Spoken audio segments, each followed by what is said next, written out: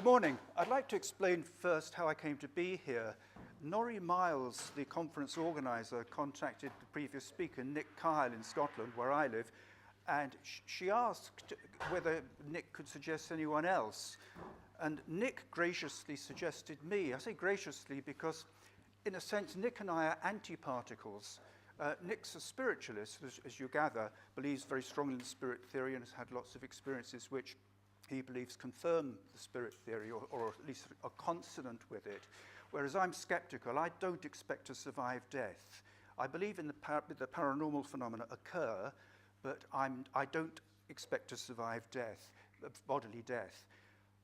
There are what I call a priori reasons for believing that survival of personal consciousness or personality beyond the grave is most unlikely.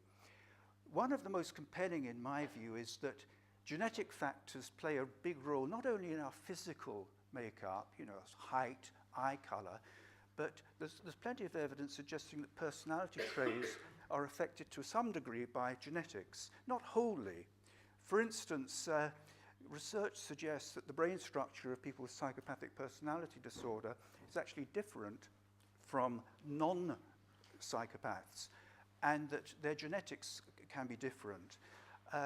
Obviously, if you've got the genotype, it doesn't necessarily mean you're going to become a psychopath. If you come from a loving, supportive family, it may be that won't happen. But it's if the husk of my body were inhabited by an immortal soul that wasn't sort of a creation or very heavily determined by my biology, I wouldn't expect there'd be correlations between my personality characteristics and genetic factors and the physical.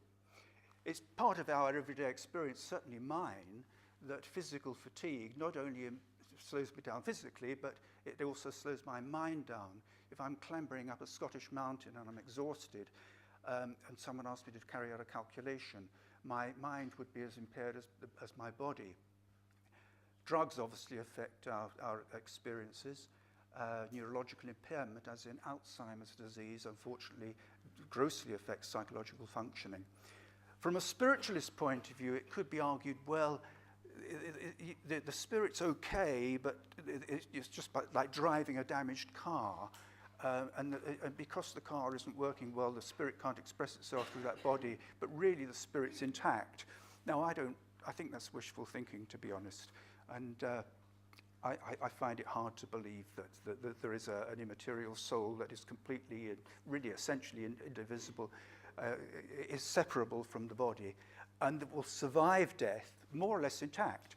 And when you listen to the pronouncements of spiritualists, that's how they describe survival. The survived personality isn't very different. It's not just a mere shadow of the incarnate person. The person has the same interests, the same intellect, the same sense of humor, the same memories, might still be interested in how Manchester United or Arsenal did last weekend, will be seen knitting some cardigan that matched the favorite colors back in life. And it sounds to me like wishful, a fantasy, really. I'd like to address very briefly what I call the plurality fallacy. And this, with regard to ghost cases, apparitions, and UFOs and UFO entities, there's a tendency when people see, say, 3 entities, spirits, or what they call spirits, ghosts, to assume that behind these appearances there are literally the same number of intelligences. And I think that could be regarded as over-literal. It could be that the whole thing, the whole appearance, is one theatrical performance, and those entities don't have an independent existence. Now, the spiritualists, as you'll be aware, believe that when people die, and in certain circumstances, the soul or spirit can become stuck. It doesn't move on into the next life satisfactorily. And various reasons are posited for this. And in fact, the spiritualist view of the afterlife isn't a terribly reassuring one, because it's suggested that some people, when they die, they're kind of in a state of confusion. It can go on for ages. They don't actually know they're dead. And consequently, perhaps they'll hang on to their previous physical abode because they don't know where else to go. And their presence in that abode, wittingly or unwittingly, causes paranormal phenomena.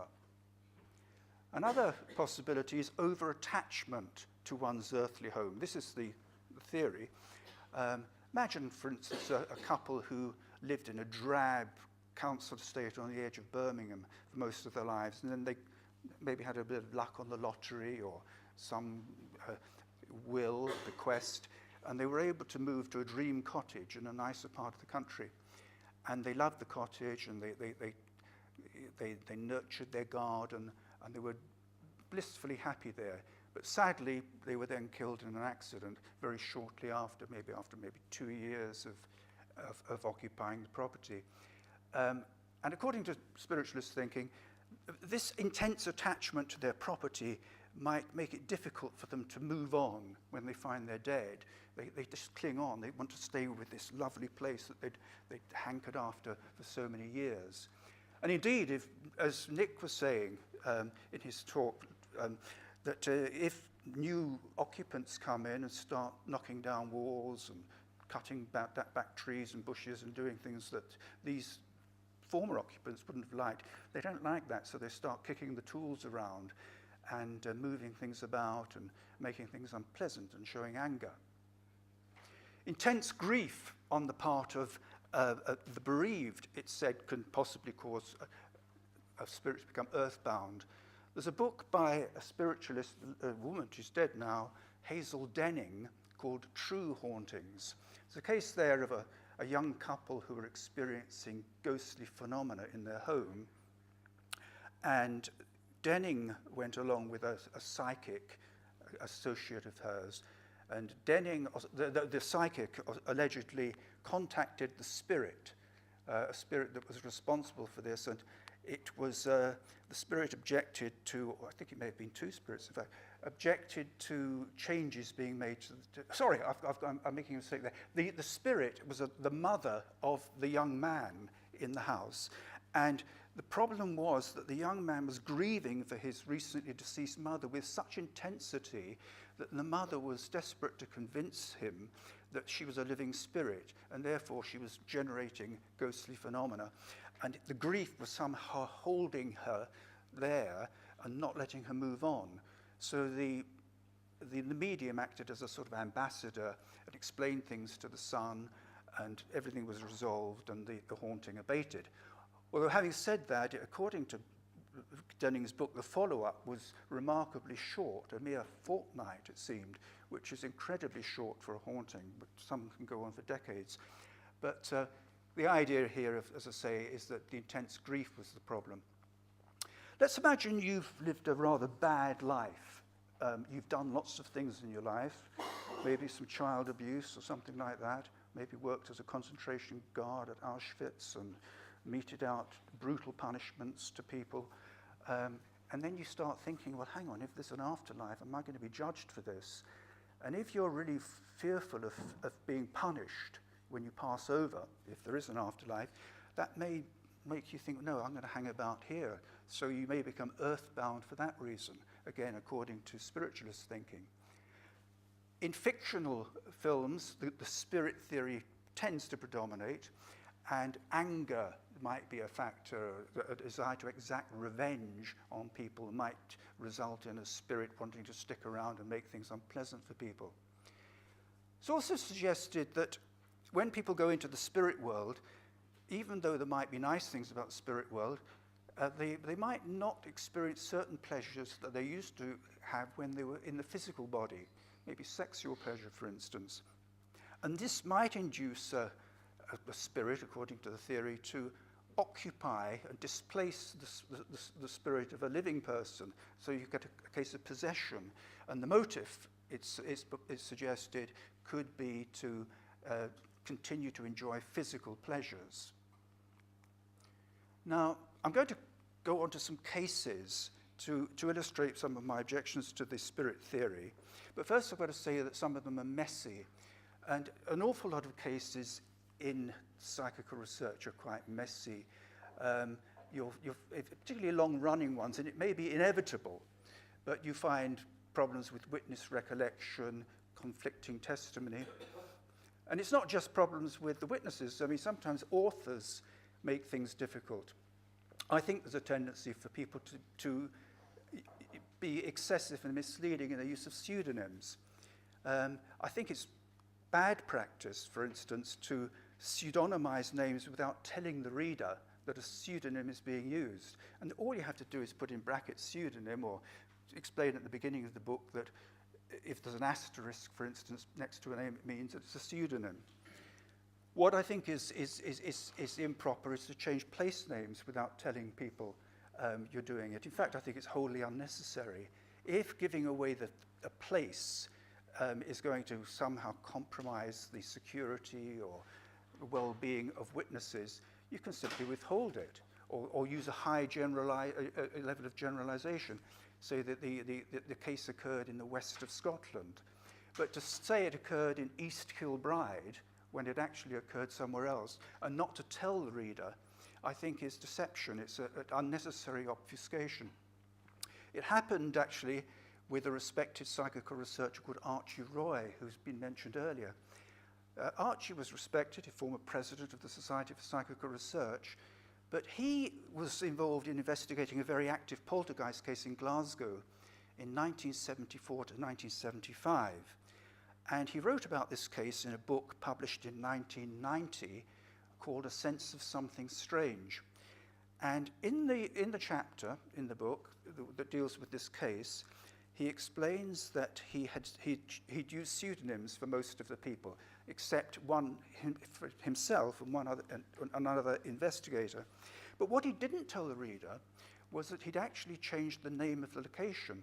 The title of the chapter is The House at Maxwell Park. Now, this is misleading because in Glasgow, on the south side of the Clyde, there is a Maxwell Park. And naturally, a reader might look at that and think this case occurred in the Maxwell Park area. In fact, the case occurred on the north side of Glasgow at Northgate Quadrant in an area called Ballornock. And indeed, the case had been in the public domain some 16 years earlier, so it was perhaps unnecessary to even pseudonymize it at all. But if Roy had felt it necessary to withhold the identity of the place, he could have simply said it was Glasgow or an undisclosed location. I've just been honest with the reader. Imagine, for instance, that you'd been interested in that case and you were wondering, well, hang on, this Maxwell Park case sounds fantastic. Maybe I should do some research to find out whether there have been other cases in Maxwell Park. So you spend hours at a library trawling through local papers, or hours on the internet looking up Maxwell Park and checking out maybe geological faults, sources of infrasound and all sorts of things. And then you discover that you've actually had the wool pulled over your eyes. I think you'd have a right to be annoyed. So cases are messy. One little whimsical thought about this, though, is I wonder sometimes whether the paranormal, if I can sort of personify it, actually likes plausible deniability. It kind of occurs in ambiguous situations. It's almost the kind of, if you've got a situation where there are some dodgy people about that could cast doubt on things, the paranormal may be more likely to occur in those settings than if everything's under good control. Now, a problem I feel about the traditional psychical research approach to hauntings is that the definition or understanding of hauntings is often too narrow, which tends to play into this belief in the spirit theory. If you buy a book on hauntings, a typical sort of book, it'll be about the grey lady, maybe the red lion, the ghost of a little boy appearing outside this house, and that kind of thing, giving the impression that ghosts and apparitions are primarily human, and it's a rather narrow range of phenomena, which could be seen to sort of support to some extent, or at least not being inconsistent with the spirit theory. If you look at cases, in fact, though, you often find strange overlaps. There are cases where there are ghostly phenomena occurring at places, and also UFO phenomena. Or you might get an overlap between UFO phenomena and Bigfoot sightings. So these categories, I think, are artificial. And if you define a haunting in terms of there's a place and there are recurrent phenomena, and if recurrent phenomena can include things like UFOs, cattle mutilations, and so on, I have to ask myself, does that sound like the manifestation of individual discarnate spirits, or is it something else going on? And I would suggest something else is going on. I shan't have time to develop this particular theme, but I'll just give you just so you know where I'm coming from on this, I'll give you my sort of tentative thought is that what we're dealing with these complex phenomena is something bigger than individual discarnate personalities. We're dealing with a sort of trickster intelligence. You could call it the cosmic joker. A higher intelligence which can be capricious and perhaps deceptive. In other words, if you go to a medium and you're given very accurate information that purports to come from your grandfather, that may be genuine. The information may be coming to you via paranormal means, but it may be coming from a source that isn't what it claims to be. And there may be an element of deception. Now, the first case I'd like to mention, which illustrates this idea of broadening the concept of what could be a haunting, occurred in southern Cornwall in as far as we know, the first incident was 1976. And over a period up from 76 to 95, there were sightings in the vicinity of Mornan Church, a wooded, surrounded by woods, it's a small area of woodland, of a kind of creature, the cross between a bird and a man, or the cross between an owl and a man, came to be known as the Owlman. The principal source for stories about the Owlman is a book by Jonathan Downes called The Owlman and Others. And it's not, in my opinion, it's not a well-written book. It's confusingly laid out. It's not hard to see at a glance exactly how many sightings there were. And I get the impression there weren't that many of them, perhaps not even double figures. But most of the sightings, if not all, seem to be around the church. A big problem, and this comes back to the messiness of cases, is that some, if not most, of Downes' reports that Downes was able to cite came to him via a man called Tony Shields, or Tony Doc Shields, as he's known. Now, Shields was born in Salford, of Scottish and Irish parentage, has claimed to be, is a surrealist artist. When he lived in Cornwall, which he did for some years, he rediscovered stage magic, which he'd been taught as a child, and performed locally and attracted a lot of publicity through monster-raising exploits. He looked like someone from the monster-raving loony party. You know, you see pictures with the sort of that kind of hat. And he was also a bit of a trickster character. So the problem about these reports from Mornan is, well, could Shields have made them up? Downes, in his book, considers that and regards Shields as a friend, and it comes down in Shields' favour. Although I've seen an interview on YouTube where Downes sounds a bit more sceptical about Shields, but still thinks some of these reports were genuine. Jonathan Downes did manage to talk to one first-hand witness, and he was more or less totally certain that this case didn't involve any kind of collusion between Shields and the witness. So this was a first-hand account. And I've been in contact with a Facebook contact, a woman who at the time was called Barbara Fennell, who started a paranormal investigation group in the 1990s. And one of the group members said that he'd grown up in southern Cornwall, and he knew of someone who'd seen the Owlman. And Barbara and some of the colleagues from the group went and interviewed her in Penzance, and she described an experience that had occurred, I think it was about 1978, when she was a child. An interesting thing about these sightings, as I say, is that the entity seen seemed to cross between an owl, about 4.5 feet, 5 feet, much bigger than a real owl, with human-like characteristics. Of course, one could suggest that perhaps people had just misperceived an ordinary owl or an eagle owl. Downes thinks that's most unlikely. Although he doesn't use the expression haunting, this case has the possible the characteristics which could justify its being called a haunting, recurrent phenomena associated with a particular place. A quick whimsical thought of mine, this is on the side really, is that in, I think it was 2012, there was a report about a trial going on of paedophiles. I think it was a couple of paedophiles who were accused of offences going back to the 70s. They were part of a group, a pagan group, supposedly, abusing young girls.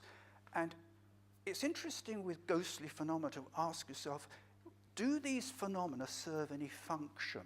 Are these phenomena doing anything useful? So if you imagine young children, and most of the recipients of these sightings at Mornan were young women, maybe 12, 8 years old, teenage years. For instance, 2 of the recipients were they were aged 14, were camping in the woods near that church. Now, you could say perhaps, well, is it safe for young girls to be camping in a place like that without, some parental supervision or additional support? And being scared out of your wits by this entity, which actually didn't do anything physically harmful, but being scared could put people off engaging in risky behavior. So could these phenomena possibly be construed as being helpful in a strange way? You give a person a fright to warn them off from doing something that's putting themselves at danger. And particularly given that there had been paedophile activity in that area. I don't know whether Mornan itself had been, the setting for any activity. And with paedophilia, it's usually, the victims are usually, but not always, people that the paedophiles know rather than sort of strangers. But of course, people can be attacked at random, as it were. So that I think that there is a risk with that behavior, sort of maybe camping out young girls at a church or wandering around in a place where there could be dodgy people. Next case I'd like to mention very briefly is Borley Rectory, which many of you will have heard of in northeast Essex. This rectory was built in the 1800s, caught fire. Some suggest that it might have been deliberately torched for the purpose of collecting insurance money in 1939, and the ruins were demolished. It started to be demolished in 1944. I haven't got time to go into the case in great detail. It's a very messy case, lots of dodgy people involved. Even Harry Price, one of the principal investigator, he's a figure of controversy. Some people believe he was basically a good investigator, but there were suggestions that perhaps he'd faked things.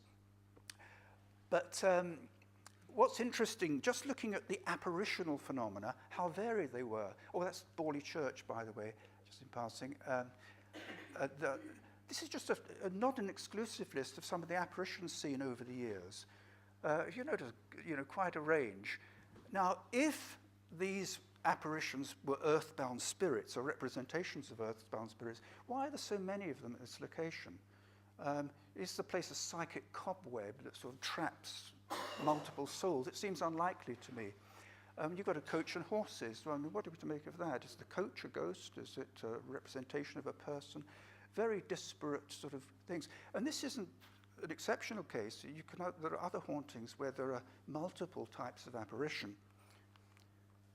This is, if you're interested in Borley Rectory and you don't know, you haven't already got books on it, and you're looking for one book that will give you a good overview, I'd certainly recommend this one. Don't bother to write down these things if you don't want to, because I'm going to put my email address up at the end, and I can give you further references as well as the ones I'm citing here, and any additional material or help if you need it. This is another case, a 19th century one, at Willington in the northeast of England. I think this area would now be Tyne and Wear, and probably then it was Northumberland.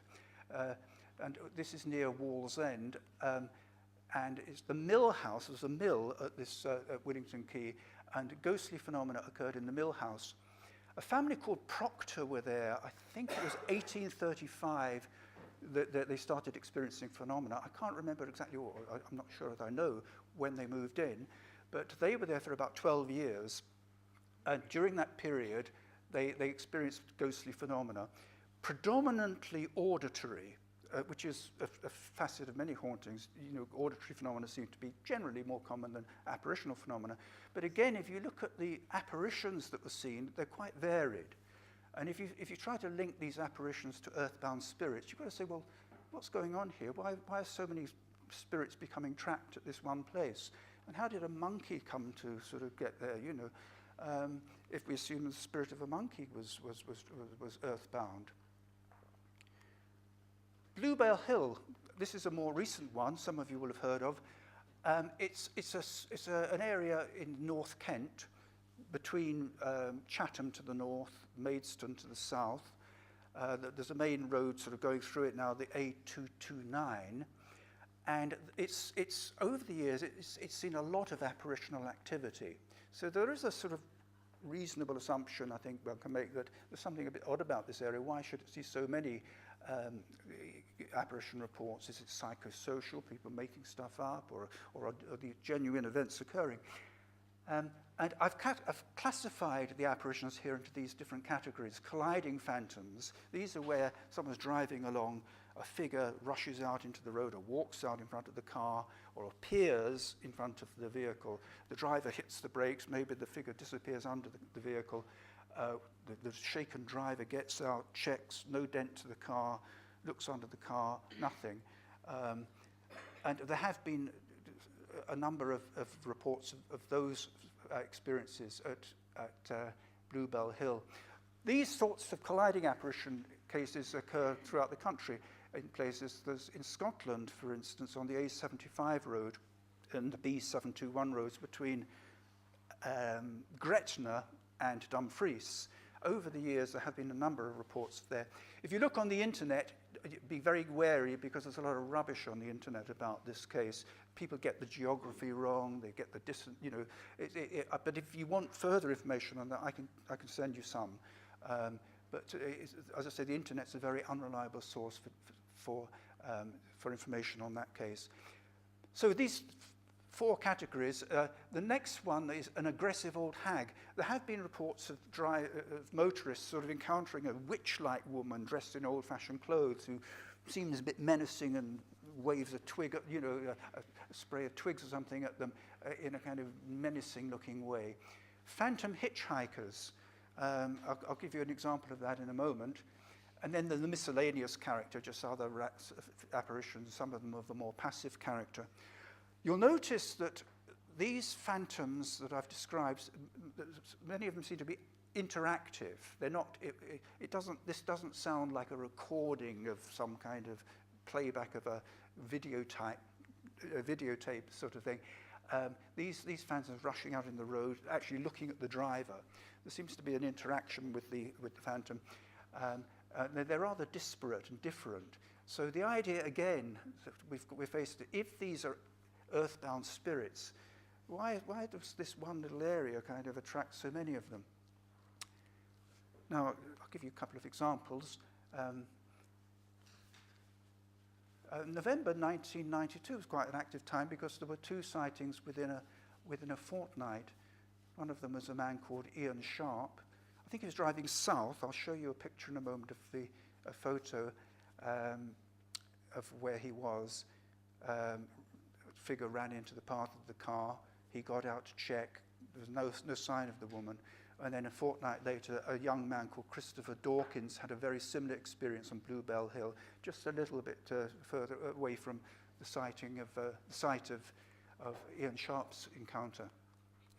The authority on the Bluebell Hill case is a man called Sean Tudor. I've got a great respect for Sean. I've never met him, but I've corresponded with him quite a bit over the years. He's a very thorough researcher and has just brought out a very thorough and detailed book on the case. An old example of the old hag, or maybe I should say a hag. I think old is implied by the word hag, so maybe there's a bit of redundancy there. But around 1 a.m., 6th of January 1993, just a few weeks after the other two experiences I mentioned, this figure of a woman in an old-fashioned dress crossed the road in front of a car. And as I say, when it was alongside the vehicle, the figure rounded in its occupants, mouth open, was like an empty black hole, and the hissing sound filled the car. Interestingly, the windows of the car were closed, so I think you would have normally not expected that to have been heard if it was coming from outside. And as I say, one of the passengers saw the figure start towards the near side, where it seemed to vanish. It's conceivable, of course, that this was a hoax, a woman, someone dressed up, but the fact that the one witness seemed to think it vanished does count a little bit towards its being an apparition, but it's not the only one. There have been other incidents of that type. In fact, there was one very close in time to this one. And again, courtesy of Sean Tudor, this is Chatham Road, and this is where the hag encounter occurred.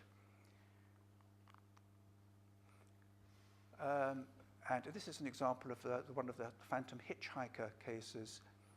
There was a book years ago, it was written under the auspices of ASAP, actually, by, I've forgotten the name of the man now, but it's called the Evidence of the Phantom Hitchhiker, and Michael Goss.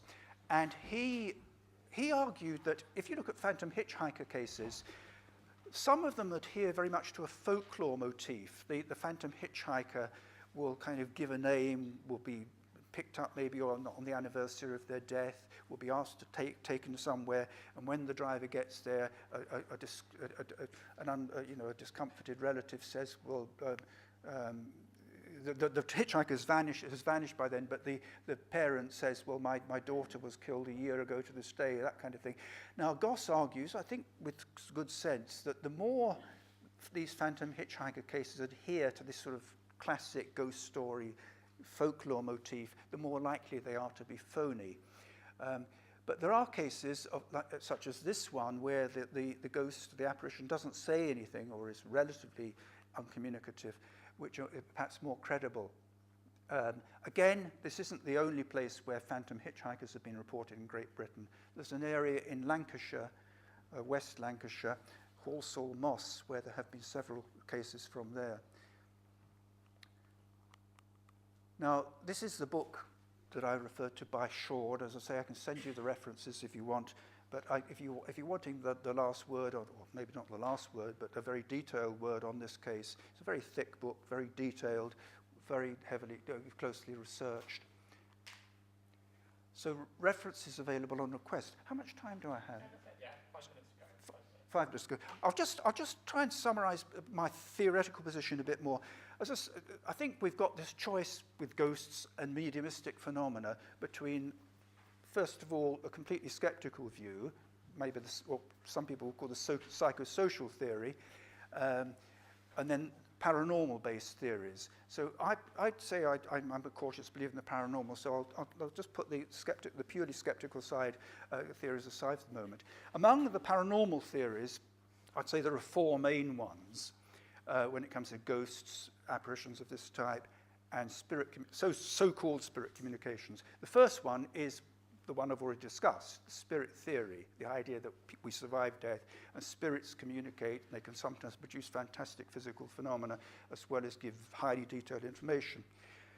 This could be regarded as a super psi, super ESP with psychokinesis plus survival, because certainly this idea of spirit communication implies super psi. It's not just simple psi, because if you go to a medium and your father comes through, or your deceased grandfather comes through and gives you highly veridical information, you have to say, well, how did my grandfather know I was coming to this meeting? Does it imply that he's keeping tabs on you from the afterlife? Does he check your diary? Does he follow you around like a kind of stalker, in an astral body? And some of these spirit communicators, they tell you about the future, so that's certainly a super psi. So you can't say that it's not, so that an incredible degree of psi, or paranormal ability, is implied by the spirit theory. The second main category is super psi without survival. And this is the suggestion, really, that incredible amounts of psychic activity are occurring generated by the people themselves at an unconscious level, and that we're generating it without perhaps realizing we're doing it.